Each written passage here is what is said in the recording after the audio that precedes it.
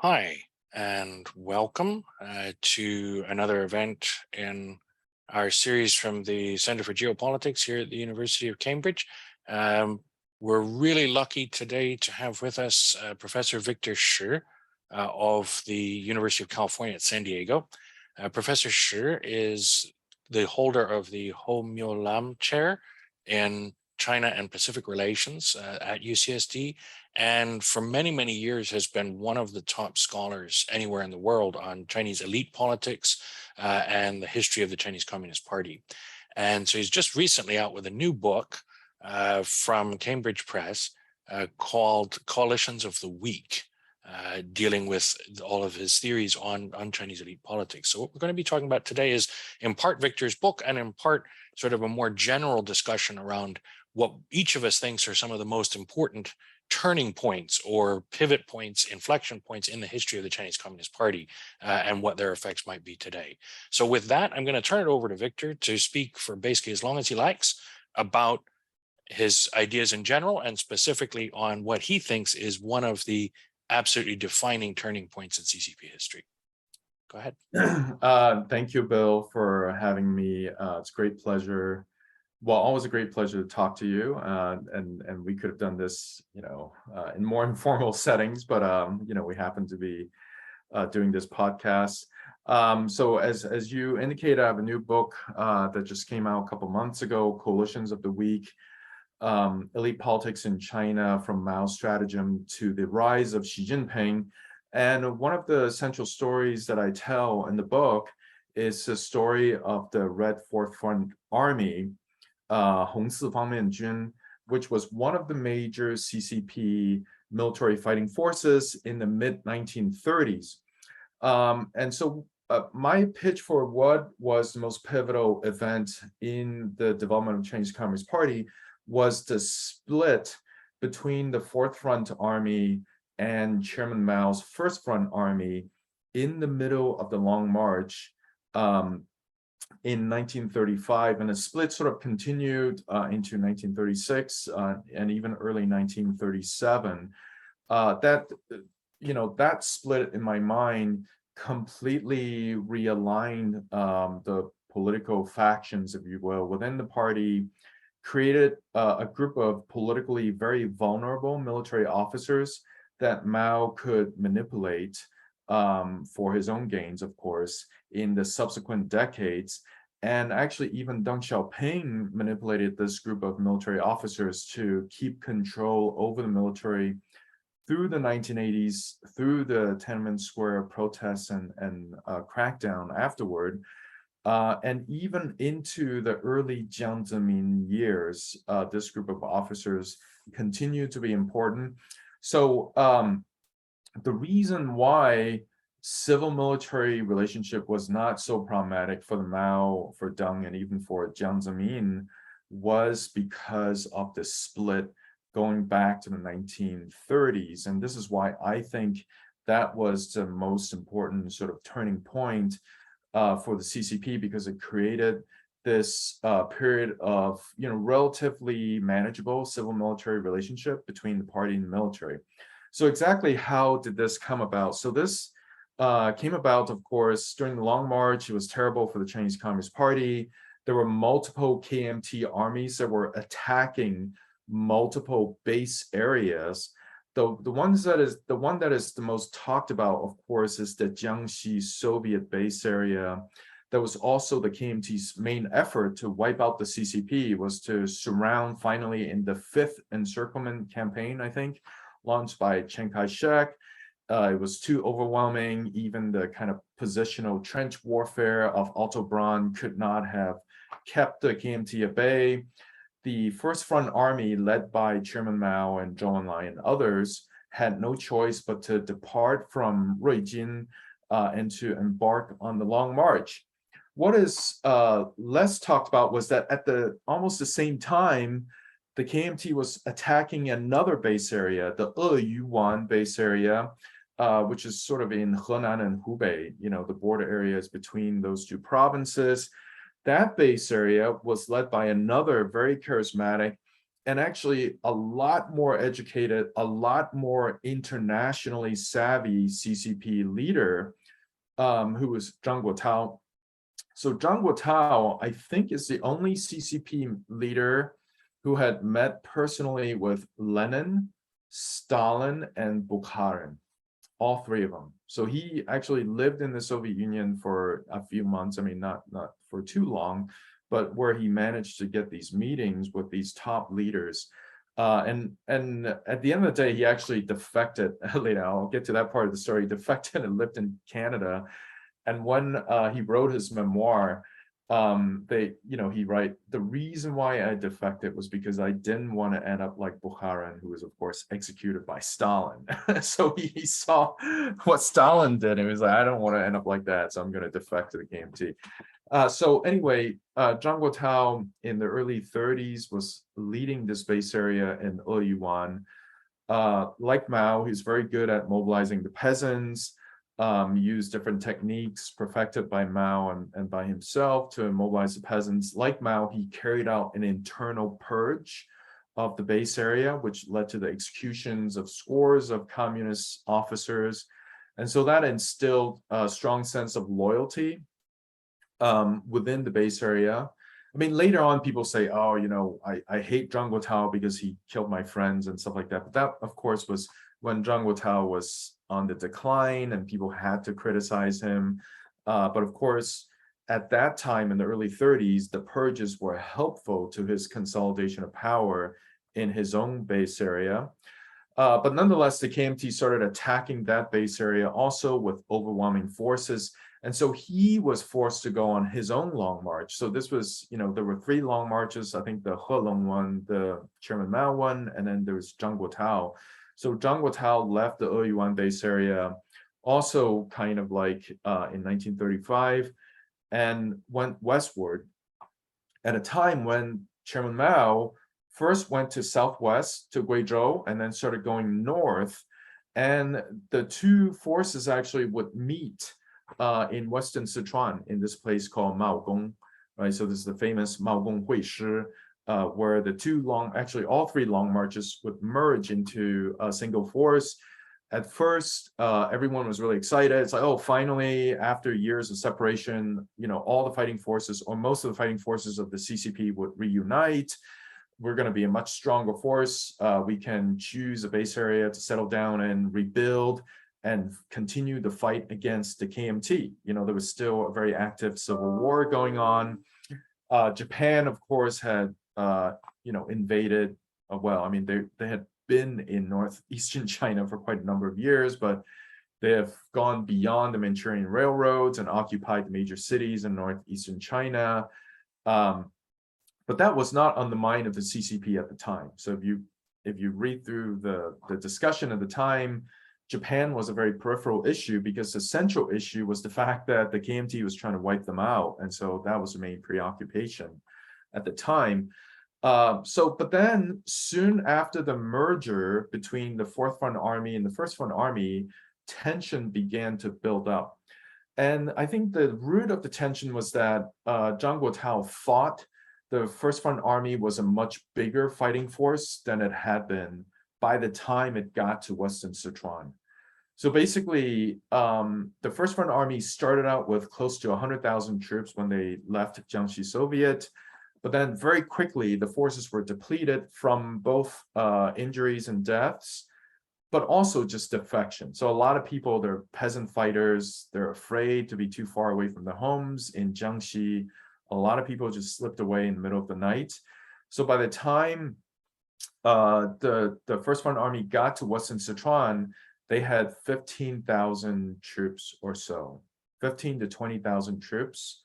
Whereas Zhang Guotao, because it had replenished in this area in central Sichuan, recruited additional soldiers who were not afraid to be in Western Sichuan because, it was still pretty close to home. So Zhang Guotao had a fighting force of 60,000 troops. So then Zhang Guotao indeed had political ambitions to be the leader of the Chinese Communist Party. So he began a debate with not just Chairman Mao, but also the rest of the Central Committee, Zhou Enlai and even Bogu and Otto Braun, saying that, why should you guys be in charge? We have more soldiers. You should put me in charge of the entire PLA. So this big debate ensued. There was also a debate on where to go, right? So now the forces had merged.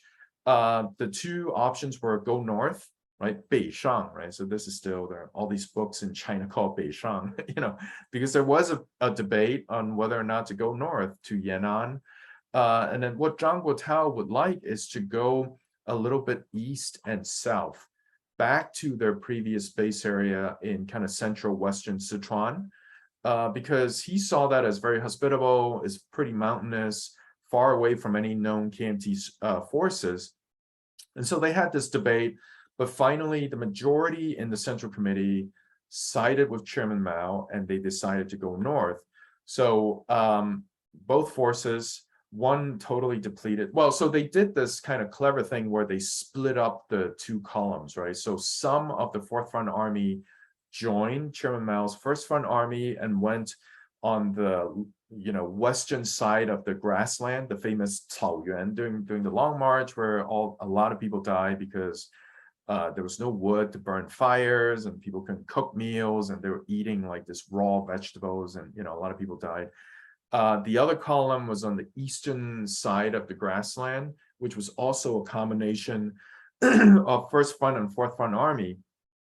When they've crossed the grassland, what Chairman Mao said was this: in the middle of the night, Chen Changhao and Xu Xiangqian, two senior members of the Fourth Front Army who were on the march with Chairman Mao's main First Front Army column, received a telegram from Zhang Guotao, where Zhang Guotao ordered them to liquidate the rest of the Central Committee.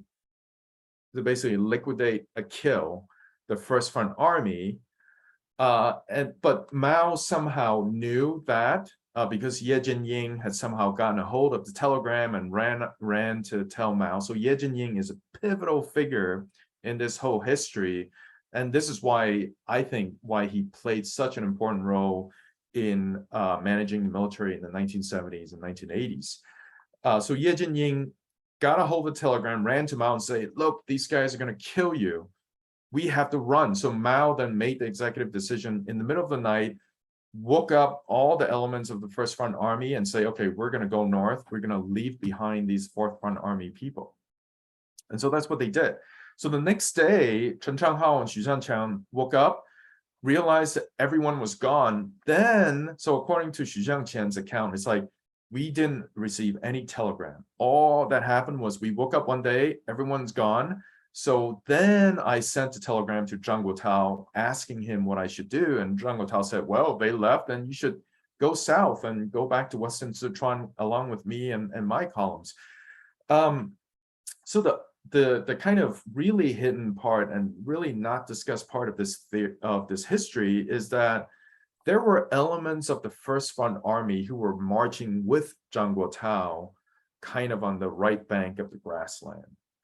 And they also went along with Zhang Guotao to go south, back to central Sichuan.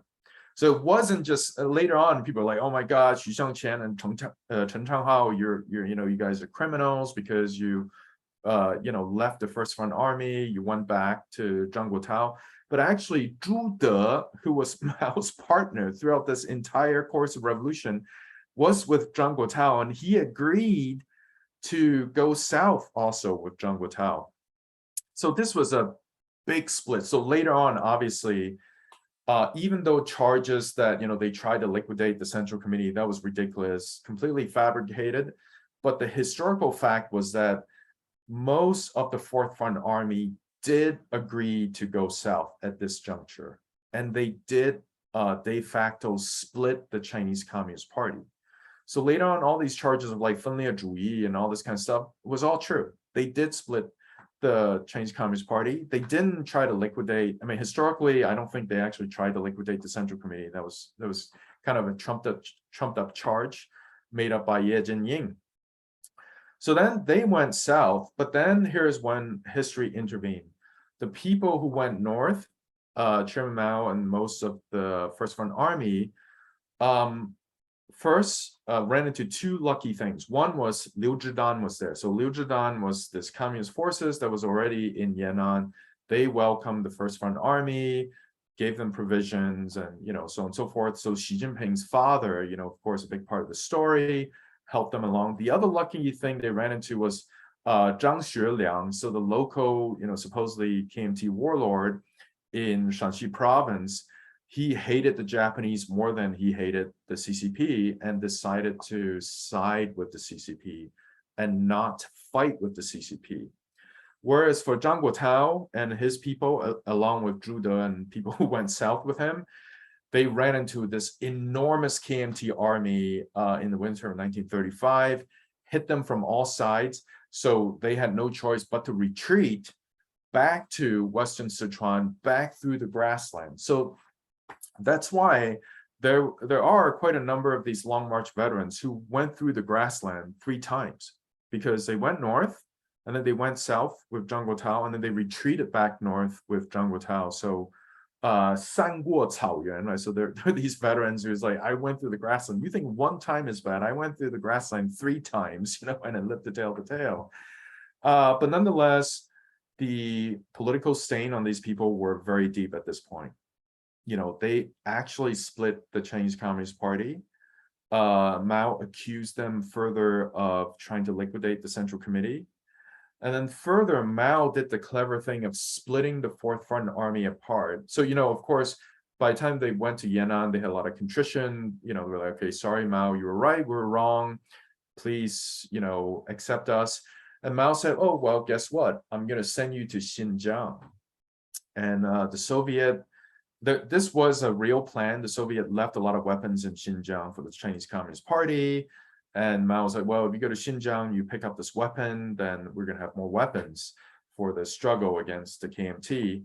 But then on the way to Xinjiang in Gansu, what was called the Muslim corridor, where all these the Ma families and their cavalries used to operate in, Mao ordered the Fourth Front Army to stop and to start a base area right in the middle of the Muslim corridors. And of course, the Fourth Front Army was attacked from all sides by the local warlords and was completely annihilated. Basically, there were 200-300 survivors, including Li Xiannian. So Li Xiannian was one of the survivors of this ordeal. And of course, he later on became the longest serving vice premier of China. So Mao eradicated basically half of the Fourth Front Army. The other half that survived underwent very severe criticism for several months. And then the other important part of the story was that Zhang Guotao got so tired of this, he defected, ultimately ending up in Canada. But most of the officers stayed in the party, the ones who survived. So Chen Changhao, Xu Xiangqian, Li Xiannian, who are the other ones? There's a whole bunch of them. Xu Shiyou, they stayed. And Mao put Deng Xiaoping in charge of them. So Deng Xiaoping was not from the Fourth Front Army. He lost his own faction. But Deng Xiaoping became the de facto leader of the Fourth Front Army through the anti-Japanese war, through the Chinese Civil War in the late 1940s. And many of them got kind of in terms of rank, rehabilitation, because they were promoted by Deng Xiaoping through the latter part of 1930s, 1940s. So they had some loyalty to Deng Xiaoping, in addition to their earlier patrons, people like Li Xiannian and Xu Xiangqian. So that will be very important in Mao's political strategy. So the reason why Deng Xiaoping was rehabilitated after the Lin Biao incident was because Mao needed Deng Xiaoping to control the Fourth Front Army.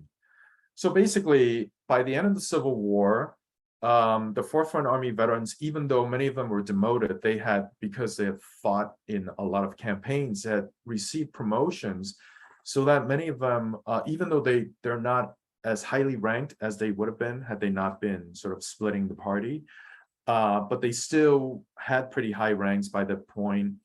I think especially Xu Xiangqian was, in charge of an entire kind of military region or battle area. When the People's Republic was founded, a couple of people, Xu Xiangqian became member of the CMC. Li Xiannian became a vice premier in charge of finance. And then a few other generals were put in charge of different military regions. So Xu Shiyou was put in charge of the Nanjing military region, where he would kind of rule over that region for decades to come. Obviously, the Wuhan military region was controlled by, veterans of the Fourth Front Army. But in the meantime, of course, Lin Biao's, who's from the First Front Army, a very loyal Lieutenant Chairman Mao, was gaining a lot of power. So especially after the purge of Peng Dehuai, in the aftermath of the Great Leap Forward, going into the Cultural Revolution, Lin Biao was getting very powerful. But for Mao, and the book really talks about this, for Mao, the Fourth Front Army increasingly became an insurance policy against Lin Biao. So I think Mao kind of knew that, well, it's not really a great thing, even though Lin Biao, has been my 亲密战友, my dearest comrade for decades. If he gets too powerful, he's going to try to unseat me. So then Mao needed a counterbalance within the military. And guess what? The Fourth Front Army, despite their checkered history, or I would argue because of their checkered history, would absolutely obey what Mao says. And so Mao also silently pushed for Fourth Front Army veterans to get powerful positions through the early parts of the Cultural Revolution. So there was a military group for the Cultural Revolution, as you know, led by, of course, Lin Biao and Jiang Qing and people like that. But of course, Xu Xiangqian was put as a member, actually, I think a vice chairman of this organization, because Mao wanted a Fourth Front Army counterbalance against Lin Biao. Time and again, when Lin Biao tried to monopolize the CMC, or the equivalent of the Central Military Commission in that period, Mao would say, oh, wait a minute, let's have Xu Xiangqian and Xu Shiyou get involved also.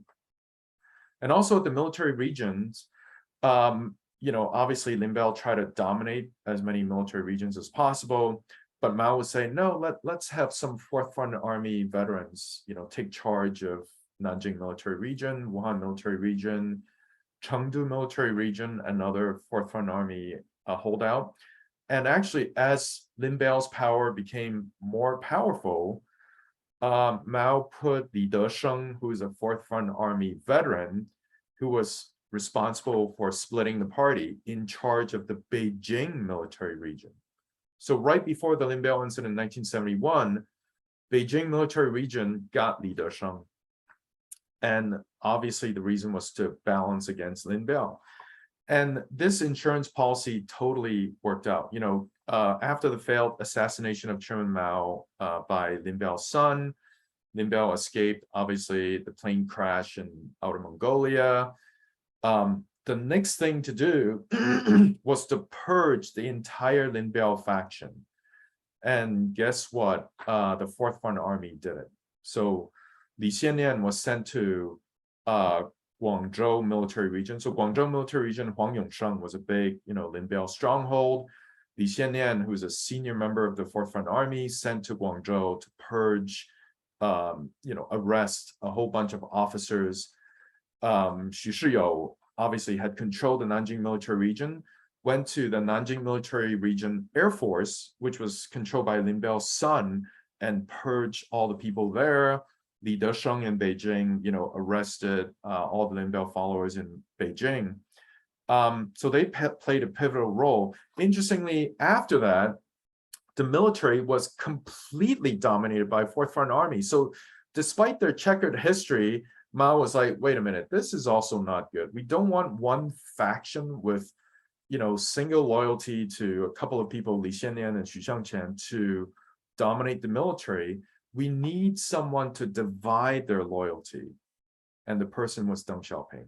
So this is why in this juncture in 1972, 1973, Mao had to bring back Deng Xiaoping as a counterbalance against the senior people in the Fourth Front Army, like Li Xiannian and Xu Shiyou, and especially those two. Xu Xiangqian was kind of apolitical, but Deng Xiaoping was almost immediately made a vice chairman of CMC. immediately executed this reshuffling of the heads of the military regions, which still did not diminish Fourth Front Army power at all, because they dominated the military. So even if you give them a different job, they still had some very powerful job.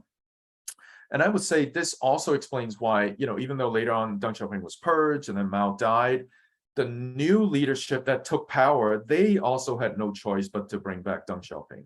Because well, do we want such powerful Fourth Front Army bloc with undivided loyalty, or do we still want to divide the loyalty with Deng Xiaoping? So he was brought back yet again, in 1977, and obviously took advantage of that, formed a very powerful coalition of the Fourth Front Army people who were loyal to him, like Li Xiannian, well, not so much Li Xiannian, but Xu Zhangqian.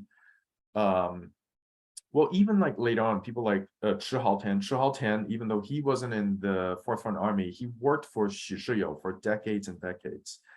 So Liu Huaqing and people like that were loyal to him.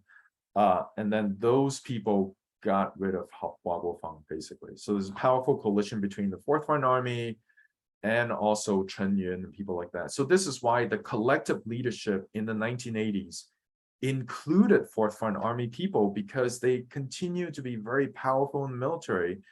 So that's why Li Xiannian continued to be the vice premier of China through most of the 1980s. And even in 1989, I would say most of the military regions that engaged in the repression in Tiananmen Square were led by Fourth Front Army veterans, or people who worked very closely with Fourth Front Army veterans.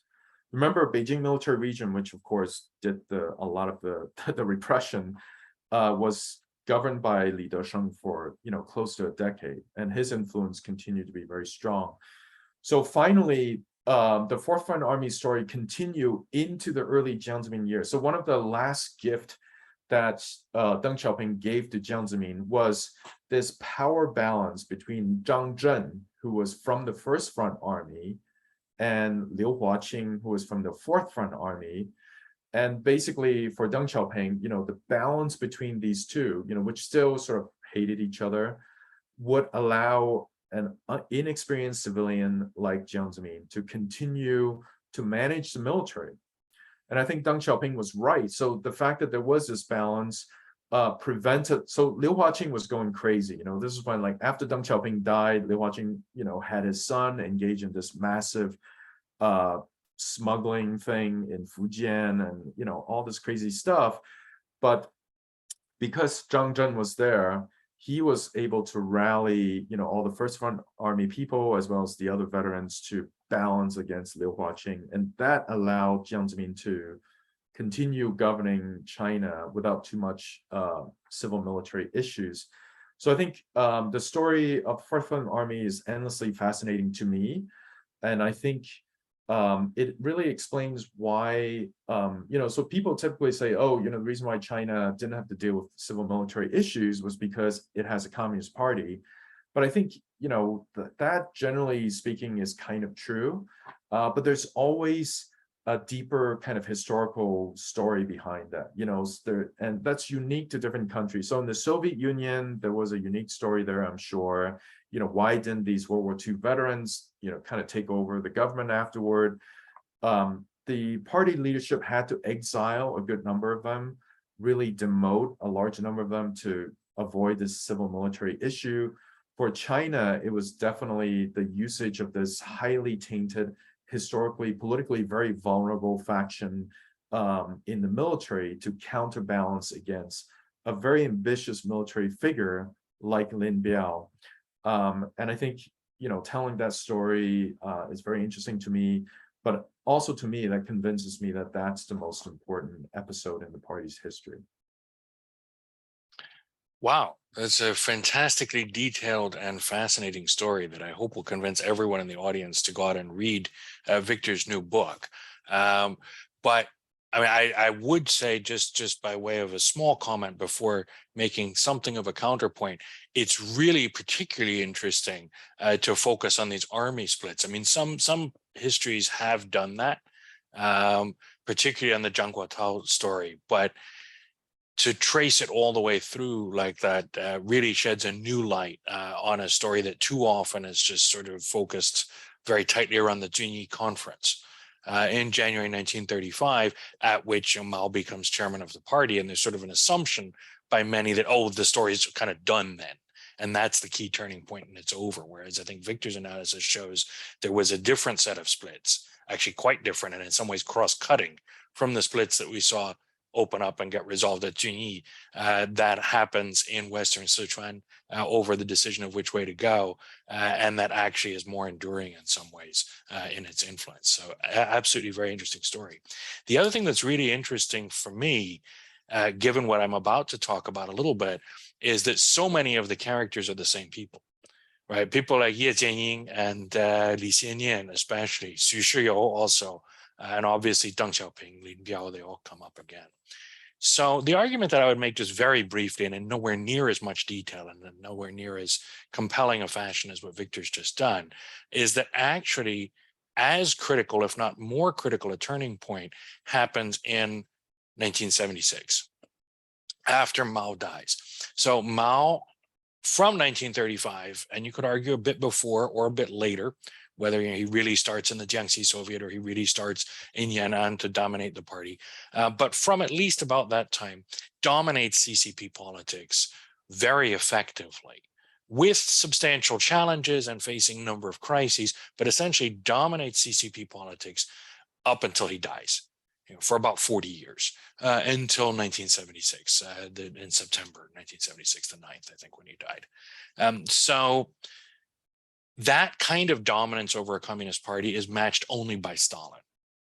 And so what I would argue happens in the month or two after Mao's death is equivalent as a turning point to what happened in the summer of 1953 after Stalin died that March, right? That basically we had a split that we can observe within the Communist Party between different subsections or factions that, broadly speaking, align with a more charismatic mobilizational politics like the Cultural Revolution.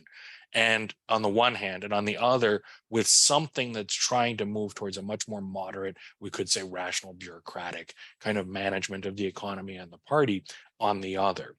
And in that moment, very quickly after Mao's death, there is a critical turning point in which the second faction wins over the first very decisively, and in my view, quite surprisingly.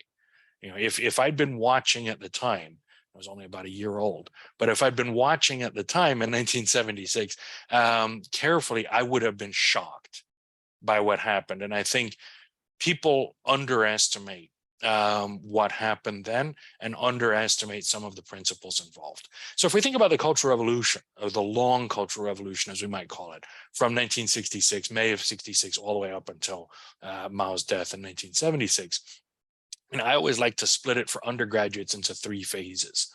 There's kind of a Macbeth phase at the beginning, and sort of 1966, 67, to some extent 68, and then there's a Hamlet phase from about 68 through to around the Lin Biao incident in 1971, and there's a King Lear phase at the end, right? So we have a phase in which, Liu Shaoqi is either Duncan or Banquo, depending on how we view it, and Zhou Enlai is Banquo if Liu Shaoqi is not, if he's Duncan, and I get sort of knocked out by Mao, who's Macbeth, and then in the Hamlet phase we have everybody sort of squabbling and people trying to usurp power, and the leader sort of figuring out what to do in the background, like not really knowing which side to go with, not really making decisive choices or taking charge. And then we have the succession struggle, sort of I love you more, no I do, and so on, in which Lin Biao is Goneril, and something like this plays out, right?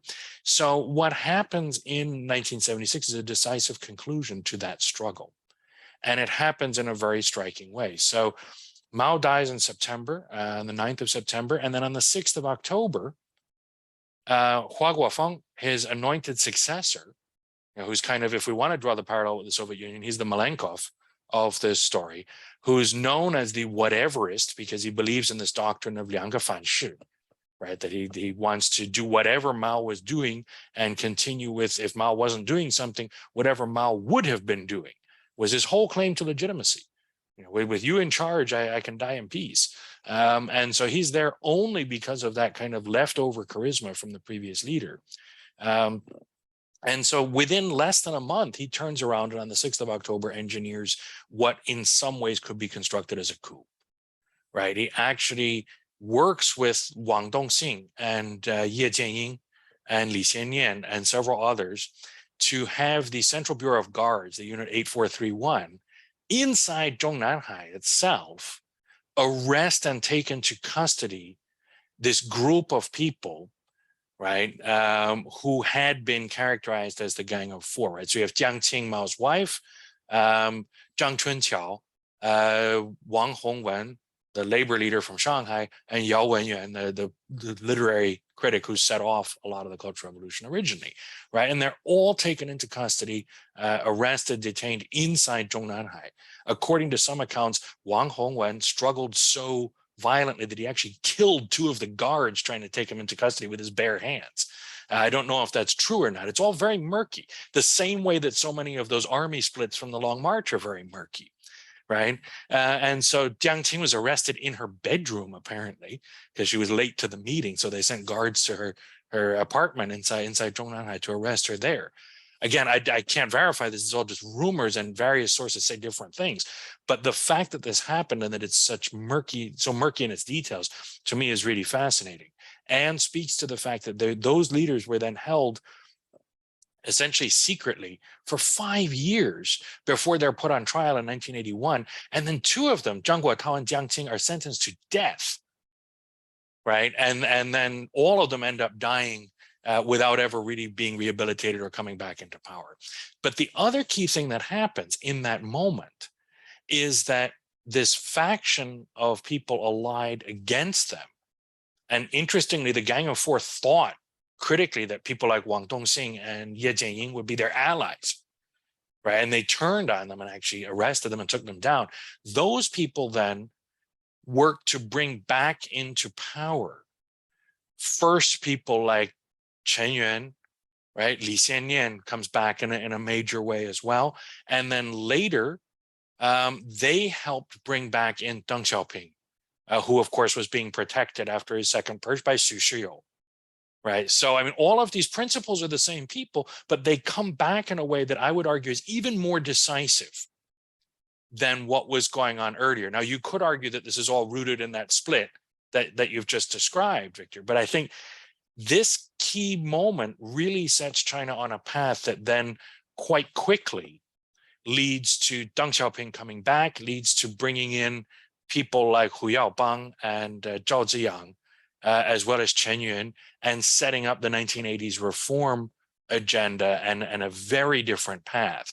If we engage just for a second, the counterfactual, what would have happened if Hua Guofeng had stuck to the 2 whatevers more tightly and had not moved decisively against the Gang of Four, or if the move to bring down the Gang of Four had failed and they came into power, right? We would have seen General Secretary Zhang Chunqiao coming into power in 1977, for example, let's say, at the 11th Party Congress, right? And then that's it. It's a very different trajectory of Chinese politics that we would have seen. And so my case essentially is that if that hadn't happened, the entire reform agenda wouldn't be there. China in the 80s would have looked very, very, very different. And nothing that we look to now about China's trajectory from that time to this would have taken place. We would have seen something quite, quite different. And so it really is analogous to, I think, at least in some ways, Malenkov and Zhukov and Khrushchev and a few others working to bring down people like Beria after Stalin's death and set the Soviet Union on a very different path.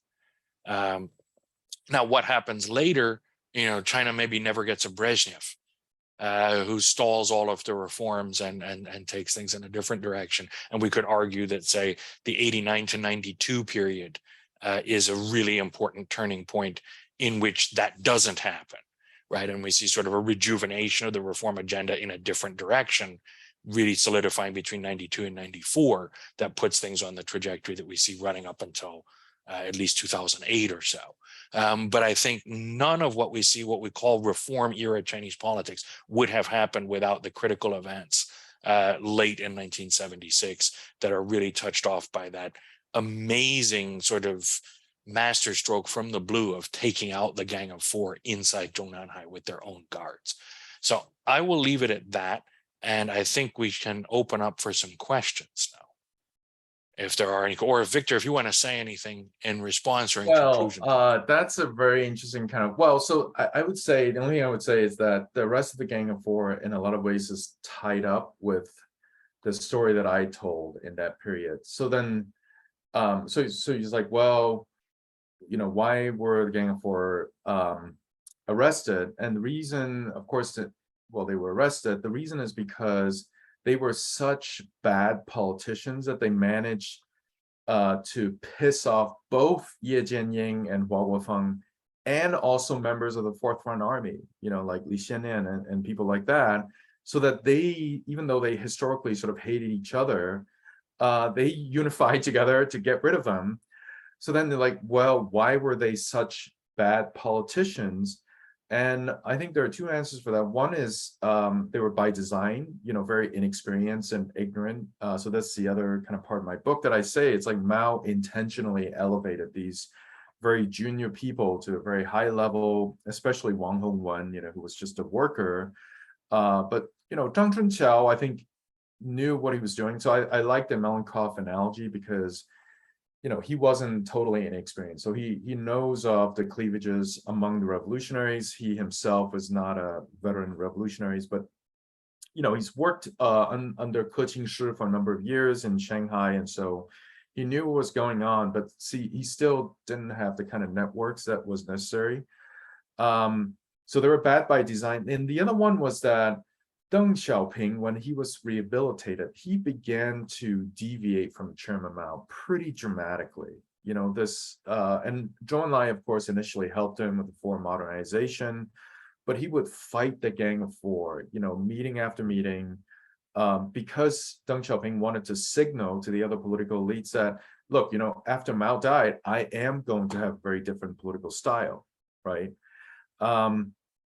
And so the Gang of Four had no choice but to, and then they kind of knew enough to know that the part of the Fourth Front Army was friendly with Deng Xiaoping. And so if, in a way, the cleverest thing the Gang of Four could have done was to make a side deal with the Fourth Front Army and to say that if you guys back us militarily, we will gradually rehabilitate your history. Eventually we'll say that you did not split from the party in 1935, but they didn't think to do that, or maybe they thought it would have been impossible because Deng Xiaoping, had the loyalty of so many people in the Fourth Front Army. But nonetheless, they made these mistakes. They made very alarming statements right after Mao died, saying that, the Cultural Revolution is not over, we'll continue the purges and all that kind of stuff. And they finally got Ye Jianying and the Fourth Front Army into an alliance to get rid of them, which I agree with you, is very extraordinary. Well, the other counterfactual is, even if the Gang of Four had stayed in power, so there would have been, Wang Hongwen was a Politburo Standing Committee member, Zhang Chunqiao was a Politburo Standing Committee member, and actually also Yao Wenyuan. Jiang Qing was the only person who was not. Would that have been enough votes? Certainly that was enough votes to keep the two whatevers. But then now, there's this revisionist history saying, well, the two whatever wasn't so bad economically, did China open up to FDI and, trade and all that kind of stuff. So it wasn't all terrible, but I agree with you under, certainly with the Gang of Four there, the decollectivization, which is the big one, would have been very difficult to enact. And that's a really big one economically. Well, I think there's a couple of other things too to think about. And then we do have a question that I want to bring in from the audience. But one thing to think about also is, I agree that the Gang of Four are not necessarily the most subtle politicians, certainly not. But I don't think they're idiots. Right. And then they're not the worst politicians in the sense that they don't have any clue what's going on. Right. So I think part of it may have been they didn't have military allies beyond Lin Biao and whoever was supporting him. So in the sense, they sort of cast their lot so heavily with Lin, one could argue, right, that it would have been very hard then to turn around and go to all of these Fourth Front Army people and say, well, how about we work with you now, right? Yeah. And none of the Gang of Four themselves, as far as I know, and I could be wrong in my recollection, maybe Zhang Chunxiao served in the Long March or something. I don't know off the top of my head, but my sense is none of them have really strong military backgrounds at all. No. Right. Wang So Hongwan was a foot soldier during the Korean War. That's right. it. Right, because he was much younger. I mean, he was a young worker and got the helicopter promotion in 1967. But yeah, so I think that's one aspect of this. Another interesting aspect to the counterfactual is we can actually think of three possible sort of trajectories, right, coming out of this critical juncture. One would be the Gang of Four gets power, right, and which is what I kind of implied would have happened. Right, and that they're in power. A second one would be what actually happened, right? And then the third possibility would be Hua Guofeng stays in power, but as a very weak leader, kind of wishy-washy, trying to play both sides in the middle, you know, go by the two whatevers, but without getting rid of either the Gang of Four or this more conservative faction, trying to balance them in a complicated way. I would argue what we'd see then is actually a fair degree of instability, right? That if the Gang of Four won, we'd at least have sort of stable elite politics heading back into a charismatic mobilization again of some kind of new cultural revolution or new, you know, sort of Great Leap Forward Part 2 or something like that. You know, if Hua Guofeng stayed in power though and won, without getting rid of either other side, we probably would have seen this muddling through continue. You know, and we'd still be studying Dajai, but you know, also engaging in some limited market reforms on the side, kind of thing. God. Right. So you know, something like that would be going on. But we've now got this question as well from the audience that says they'd like to hear any comments on internal differences in relation to China's nuclear weapons developments, I guess either in the 60s or 50s or all the way up through today.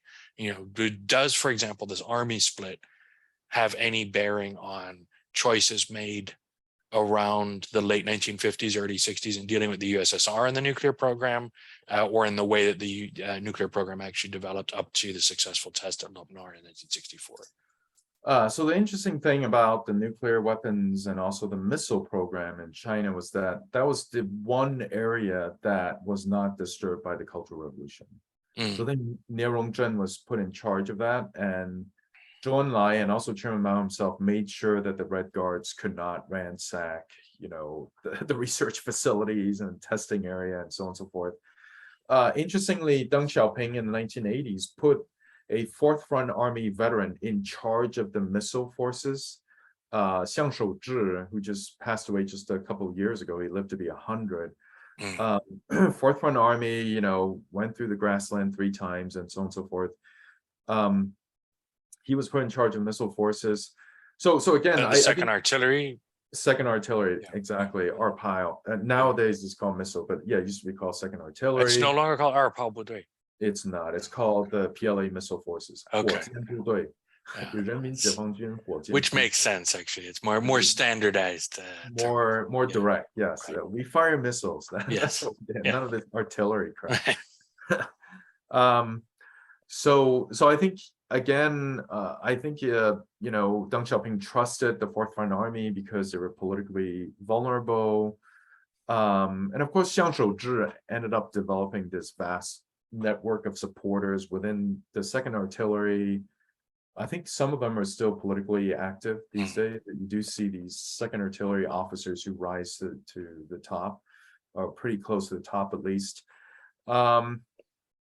Yeah, so what the Gang of Four had pursued security policies, but well, certainly the Gang of Four would have maintained.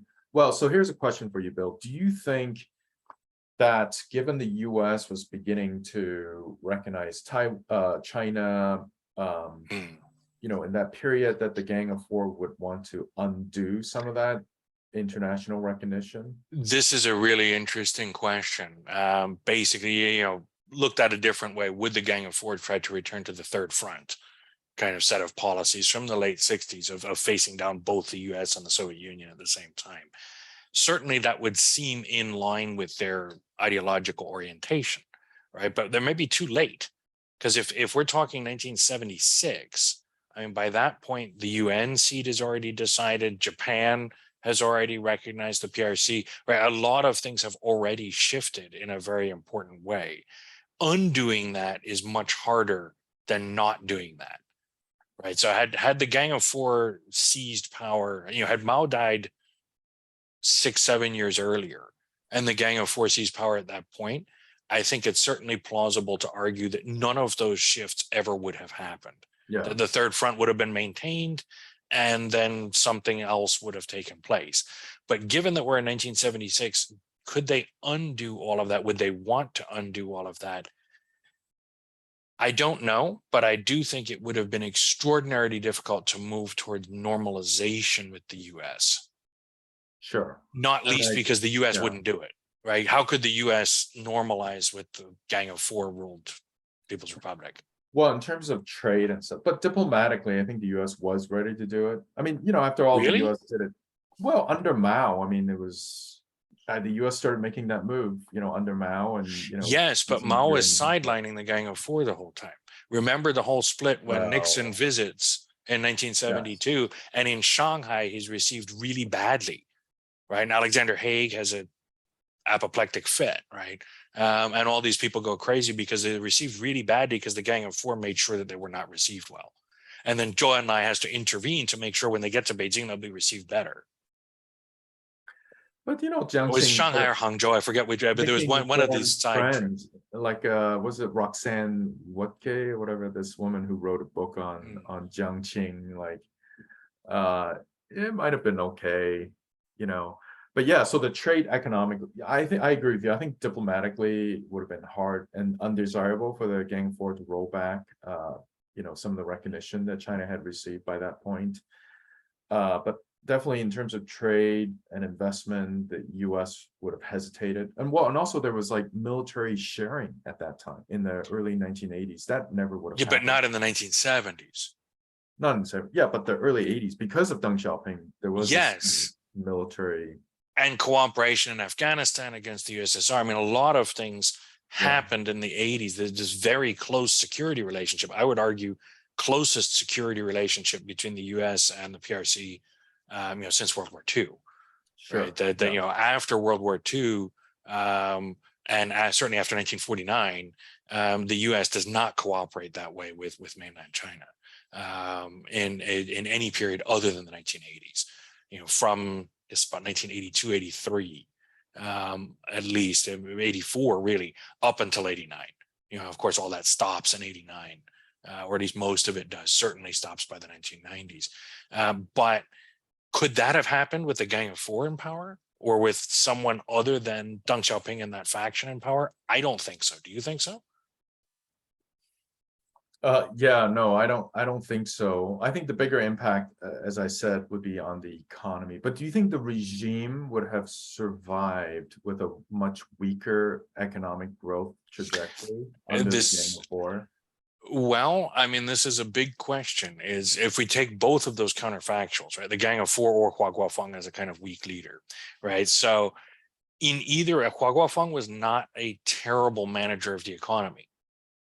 Right. I mean, he certainly was not market embracing the way that Deng Xiaoping and Chen Yuan and others, Hu Yaobang, Zhao Ziyang, eventually came to be, say, 10, 15 years later.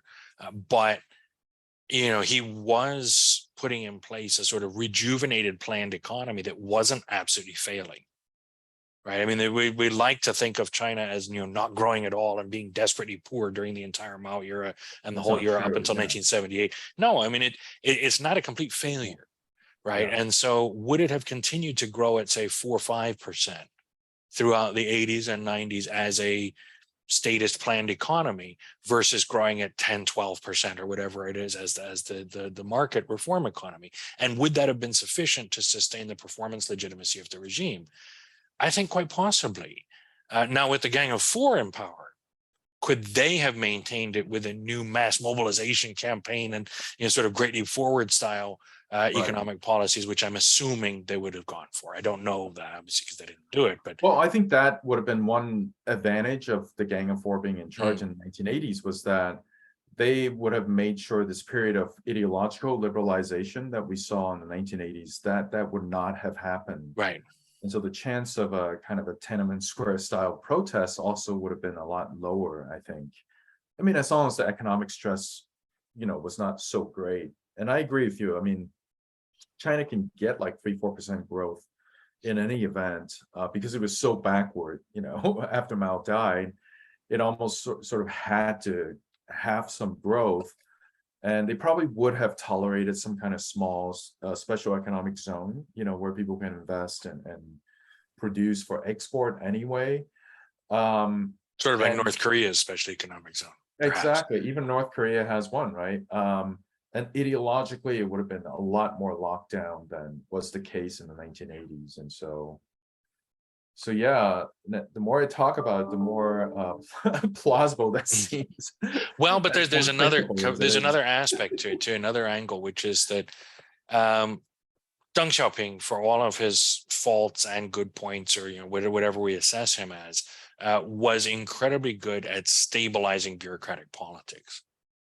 Right. So throughout this otherwise extraordinarily tumultuous period from 1978 to say 1997, right, in which Deng Xiaoping has a determinative influence on politics, in those 20 years, there's a huge amount of sort of infighting back and forth. And so, but Deng Xiaoping keeps a lid on it and keeps bureaucratic politics relatively stable in a way that I do not think, Wang Well, Hongwen and okay, Zhang so I'll Chunxiang would push have done. back a little bit on that. So basically, if you look at the average age of Central Committee members, it dropped dramatically at the 9th Congress and Yeah. the 10th Congress, especially because the Gang of Four knew that they had to promote as many of their younger followers into government as possible, or the old guys are going to push them out. So they were very actively rejuvenating the party, even in the 1970s. Yeah. And of course, one of the results of them getting purged was that you can see the average age of the Goes way up. committee goes way back up at the 12th Congress, because all these old guys came back. That's right. And they were put in charge until 13th Party Congress, when Deng, started his own rejuvenation campaign. Right. But if the Gang of Four had been in charge the whole time, the kind of rejuvenation of the party would have happened in a fairly orderly way. I mean, the kinds of people who get promoted may be kind of problematic. You have these workers and model workers, model farmers, and all that kind of stuff. But at least the age structure would have been smoother.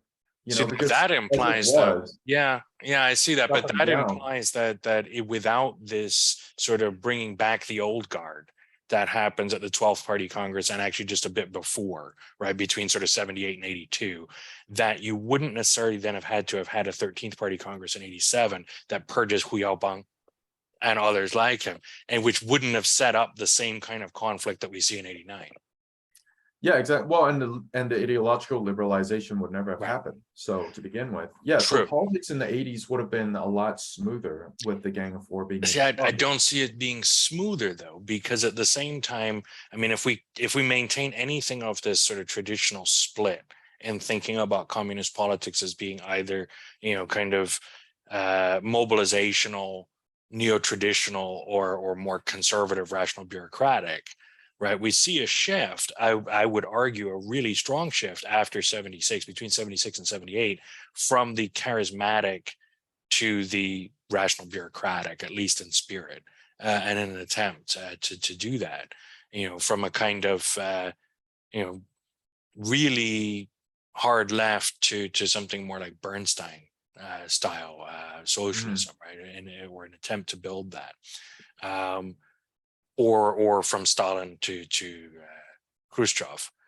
Without that, I mean, charismatic politics is really, really unstable, right? It is a very high stakes kind of match to the death all the time, only held in check when the charismatic leader can kind of appear and neutralize everybody else. or amaze everyone into submission. If there's no charismatic leader, and I would say there really wasn't among the Gang of Four, I mean, Jiang Qing, Zhang Chunqiao, these people are not going to match Mao's charisma. Well, no. So, but part of the deinstitutionalization you saw during the Cultural Revolution was that the Gang of Four did not dare to. So there was a lot of discussion. Zhang Chunqiao. So there's a great biography of Zhang Chunqiao called Zhang Chunqiao 1949 and After, in Chinese. It's a great book because basically what Zhang Chunqiao realized was that he could not have rebuilt the propaganda department because his career was made with the destruction of the propaganda department. Mao put him in charge to get rid of all this Lu Dingyi and people like that at the beginning of Cultural Revolution. So he couldn't have rebuilt it. Yeah, exactly. And so then they relied on this very informal system, as you point out, where they just had trusted writers. They call them writers teams, 写作小组, right? And they were sent all over China to see what was happening, write about them, publish them in People's Daily and so on and so forth. But after Mao's death, I believe that Zhang Chunqiao would have realized that some institutionalization of the propaganda apparatus would have been necessary. And on the state council side, I mean, it was getting rebuilt. I mean, Zhou Enlai started rebuilding the state council. Li Xiannian was part of it.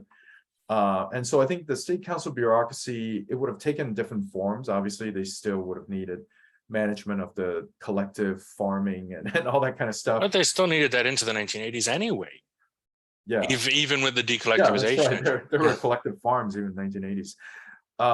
But the bureaucracy was getting rebuilt. The propaganda apparatus, I think, was going to be rebuilt anyway after Mao died. So I think they know, Zhang Chunqiao especially knew enough not to rely on charisma alone. And so part of the big struggle that was in the very late in Mao's life was that Zhang Chunqiao and Yao Wenyuan, they were trying their best to, and even Jiang Qing, right? So that was when you saw a large number of women become vice ministers, and they were all Jiang Qing's people, which, from a gender representation perspective, I don't think we have matched that ratio even today. There's still like not as many women who are vice ministers today as compared to in the late. Well, I mean, this is another aspect of sort of late socialist or post-socialist politics around the world, right? Is a very well-documented shift away from gender equality, imperfect as it was under the planned economy and sort of more traditional style communist systems in sort of reform or post-reform era.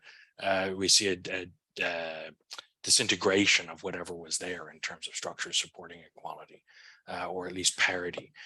So I don't see any more questions. Any questions? You're gonna ask if anybody's got questions, you should ask us Yeah. questions. But what I will say in sort of leading towards a conclusion in the assumption that we don't get any more questions is that I think sometimes talking and thinking about sort of Communist Party history can seem a bit arcane or a bit very specialized. But at the same time, it's something that is neglected at the peril of those who otherwise would claim to be talking or saying something meaningful about Chinese politics. That if you don't understand the Communist Party and the way it works and its history and all of these aspects that we've been discussing in a fairly sophisticated and subtle way, you can't really appreciate or make sense of what's going on in Chinese politics, with not just the Party Congress coming up next month or a little bit later than a month, but 6 weeks from now, but more generally with sort of China's overall policy orientation in the world arena. Only really makes sense in light of the things that we've been talking about and more like that. And think you've probably seen too, Victor, recently these polls of what are the most important books on Chinese politics ever written. They're all books about the party and the way it's structured and the way it works and about party history, at least the ones I can think of. Yeah. Well, and Xi Jinping himself calls for it.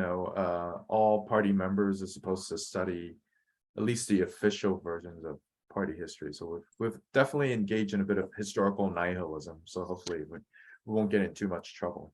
Well, but it's also very telling that the most important sort of statements to come out of the Communist Party, or some of the most important statements, have been these several historical resolutions, so-called, that come very rarely, but those are actually often the most detailed statements of what the CCP actually thinks of itself, its own history, its own politics, and where it should go. So thinking about the dynamics of the party and the history of the party is really important for analyzing Chinese politics or China's relationships with other countries. Yeah, exactly. All right. Well, since we don't have any questions, I would say thank you, Victor, very, very much. It's been wonderful to have you. I hope that we can do this again at some point. Definitely. Yeah, thank you. And congratulations on the book. Everyone in the audience really should check it out. Coalitions of the Week, which is now out and tells some of these stories in much more detail and goes into much more in-depth analysis. And the last thing I'll say is that I do hope that this might become part of a sort of mini series of talks about CCP history and about the politics of the Chinese Communist Party that we will do in the months ahead with other scholars as well. So anything else to wrap up, Victor? Are we? No, it's been great talking to you. And we're gonna have a party congress, so we'll see. History is unfolding in front of our eyes, I guess. We'll see. Absolutely. We'll see if the party congress on the 16th of October is indeed another turning point in the history of the CCP. We can come back. Oh, we now have a question, I guess, just very quickly before we wrap up, because I know you do have to go fairly soon. Is there any way to explain and summarize the rise of Xi Jinping to become a sort of Maoist party leader for life? Why is he the only leader to cement himself in that way since Mao? Small question. So my book actually talks about this a little bit. So I don't give the full explanation because, who knows what was happening in Zhongnanhai, back in 2007 when he was selected. But there certainly was a kind of a structural preconditions to his rise, which was that a lot of the princelings, who were very well connected, they ran into a lot of resistance to their promotions in the later part of the 1980s. So in the first half of 1980s, the princelings did very well. They immediately were rehabilitated. They got very quickly elite education, at Tsinghua, at Chinese Academy of Social Sciences. They were promoted to very rapidly to true level and Si level positions extremely rapidly in the course of 3-4 years. But then when they went up to the vice ministerial level, they ran into a lot of resistance from the older cadres who were not quite Long March veterans, but nor were they inexperienced. So these were people who joined the party in the 1940s, 1950s. They had risen through the decades to vice ministerial level, and they didn't want a bunch of kids, taking over these positions and basically fighting for power against them. So they really pushed back against them. So Chen Xitong was one person who was Beijing mayor in the late 1980s, just outright forbade Chen Yun's son from becoming the mayor of Beijing. It's like But Chen Xitong himself didn't meet with such a good end, though, as far as I can recall. Exactly. So Chen Yun got him back later on. Exactly. So Yeah. for doing that, but but people like that were pushing back. And so most of the princelings, and there are all these other historical issues, some of them joined the Red Guards and they beat up a bunch of teachers, and so that disqualified them and so on and so forth. So basically most of the princelings were out of the running by the early 1990s. The people who were still in the running, they left Beijing. They went to Dalian in case of Bo Xilai, Hebei, and then Fujian in the case of Xi Jinping. And so those are the princelings who could keep rising, but they were very few in number. So again, engaging in sort of hypotheticals, like hypothetically, if you can imagine in 2007 to 2012, there were a lot more princelings in the Politburo Standing Committee. They would have pushed, they might not have selected Xi Jinping at all, or even if Xi was selected to be Secretary General, there would have been another 2-3 additional princelings to get into the Politburo Standing Committee, and that would have been a counterbalance against Xi Jinping's total consolidation of power. So part of the problem after the 18th Party Congress for the party was that the other people were mainly not, so there were two exceptions. Yu Zhengsheng, of course, and Liu Yandong, and then also Wang Qishan. Yu Zhengsheng's brother defected to the US, so he had no political power. Liu Yandong is a woman. Unfortunately, that means, she couldn't exercise power fully in the party. Wang Qishan was indeed kind of a threat to Xi Jinping, and that's why sort of he basically neutralized him through some of the maneuvers we've seen in recent years, even though Wang Qishan helped him with anti-corruption and all that stuff. I think Wang Qishan is one of the most interesting figures of recent years. I mean, if we think about historical analogies, he is kind of analogous to Lin Biao. If Xi is Mao, then Wang is Lin, and as such, the way that he's maneuvered and has been maneuvered, I think, is really, really interesting and kind of. But sorry, I didn't mean to interrupt. When we know the full story, that'd be interesting. Yeah, so basically, because no one else could push back against him, I mean, Liu Yunshan actually did try to some extent, but then like his son got in trouble in 2015 and so on and so forth. There was not a lot of counterbalance against him. The thing about princeling is that they have a lot of connections in military, because basically at the beginning of the Cultural Revolution, you either go to the countryside to work in a work farm or you join the military, and a lot of princeling decided to go into the military. So there are tons of princelings in the military, and Xi Jinping knew many of them. If there were other princelings who were also in the Politburo Standing Committee, they also would have had their own military connections, and they would have balanced against Xi Jinping. Which is interesting, because if I'm not mistaken, this is just off the top of my head, I'm not an expert on Xi Jinping's biography in detail, but if I'm not mistaken, Xi himself did not go to the military. He went to the farm. Did not, yeah. So, but he knew some princelings, like, so Zhang Youxia was someone that he had known for a very long time. And then, well, so now, as it turns out, the more I look into this, the more I do see there are a lot of civil military ties at the provincial and even city level. So, as you know, all the provincial party secretaries are also the party secretary of the provincial military region. And so for Xi Jinping, he's very tied with the Nanjing military region, because all three of his local positions, I mean, after Hebei, obviously, Hebei was at the beginning, but Fujian, Zhejiang, and Shanghai are all under the Nanjing military region. And so you see, even if you just look at newspaper reporting, him having a lot of meetings with these guys, either the provincial military region or even at the Nanjing, because he served in the Nanjing military region as the head of the mobilization committee of the Nanjing military region. So he's had, and these guys, of course, are doing very well. So the people who were garrisoned in Fujian province, they're doing extremely well. Fujian is a very important military posting for other reasons as well, right? That's true. That's true. Yes, there's definitely, but there's this correlation. They didn't do as well under Hu Jintao, and militarily, you could say it's just as important. Oh, yeah, even more so, depending. Yeah. Okay, well, we should probably wrap up there, as we're at time, but this has been really fascinating, and we hope to have you back at some point soon to continue the conversation.